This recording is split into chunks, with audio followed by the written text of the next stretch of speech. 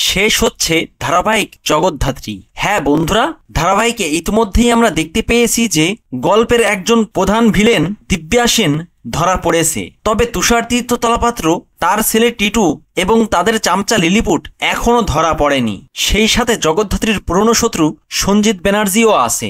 আর এরা সবাই মিলে জগদ্ধাত্রীকে সরিয়ে দেওয়ার পরিকল্পনা করছে, কিন্তু তারা বারবারই ব্যর্থ হচ্ছে। কিন্তু তবুও তারা থেমে নেই। আর এই সমস্ত শত্রুরা মিলে দুর্গা ও ঋষভের বিয়েটাকে ঘিরে করছে নানা রকম ষড়যন্ত্র। আর তাই জগদ্ধাত্রীও তাদেরকে ধরার জন্য রীতিমতো উঠে পড়ে লেগেছে। জগদ্ধাত্রী এবার ডিপার্টমেন্টে জয়েন করে সমস্ত অপরাধীদের খেলা শেষ করতে চলেছে। দিব্যা সেনের পর জগদ্ধাত্রী এবার সঞ্জিত ব্যানার্জিকে গ্রেপ্তার করতে চলেছে, কেননা সঞ্জিত ব্যানার্জি অনেক বেপরোয়া হয়ে উঠেছে। আর সে বারবারই জগদ্ধাত্রীর ওপরে আক্রমণ করছে। সে নিজের হাতে অস্ত্র তুলে নিয়ে বারবার জগদ্ধাত্রীকে টার্গেট করছে, আর বারবার সে ব্যর্থ হয়ে গা ঢাকা দিচ্ছে। তবে জগদ্ধাত্রী জানতে পেরেছে সঞ্জিত ব্যানার্জি ঋষভদের বাড়িতেই গা ঢাকা দিয়ে আসে।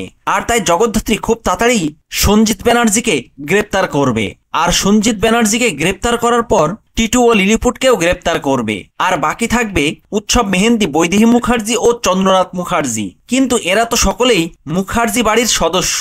আর তাই জগদ্ধাত্রী ও দুর্গা এদের সবাইকে ক্ষমা করে দেবে। আর সমস্ত শত্রুরা ধরা পড়ার পরে দুর্গার বিয়েটা ভালোভাবেই সম্পন্ন হবে। দুর্গা ঋষভের সাথে বিয়ে করে শ্বশুর বাড়িতে চলে যাবে। আর দুর্গা মুখার্জি বাড়ি থেকে চলে যাওয়ার পরেই ধারাবাহিকটির হ্যাপি এন্ডিং হবে। হ্যাঁ বন্ধুরা, সমস্ত শত্রুরা ধরা পড়ার পরে দুর্গা মুখার্জি বাড়ি থেকে বিদায় নেওয়ার পরেই জগদ্ধাত্রী ধারাবাহিকটি শেষ করে দেওয়া হবে। তো বন্ধুরা, এবার যদি জগদ্ধাত্রী ধারাবাহিকটি সত্যিই শেষ হয়ে যায়, তাহলে সেটা দেখতে আপনাদের কেমন লাগবে কমেন্ট করে জানিয়ে দিন আপনাদের মতামত। ভিডিওটি ভালো লাগলে লাইক, শেয়ার ও সাবস্ক্রাইব করে সাথে থাকুন। ধন্যবাদ।